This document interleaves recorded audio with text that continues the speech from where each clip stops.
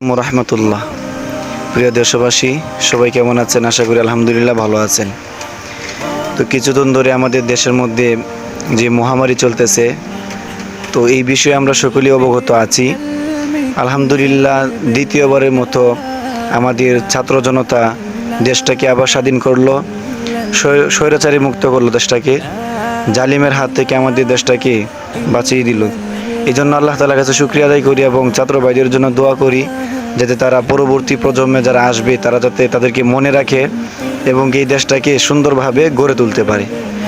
তো এই স্বাধীন দেশের মধ্যে সবাই সবার অধিকার চেয়েছে। তো আমরা মাদ্রাসার স্টুডেন্ট এই হিসাবে অধিকার চাইতে পারি না, তবে আমাদের একটা আবদার হলো যে বাংলাদেশে যতগুলা মসজিদ এবং মাদ্রাসা ইসলামিক যেইগুলা প্রতিষ্ঠান আছে, প্রত্যেকটা প্রতিষ্ঠান যাতে সরকারিভাবে আনুষ্ঠানিক হয়, যাতে এটা সরকারি হয়ে যায়।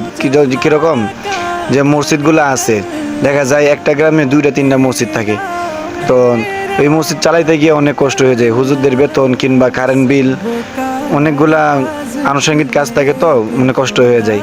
এখন যদি মসজিদগুলা সরকারিভাবে নিয়ে যান তাহলে মনে হয় এটা ভালো হয়।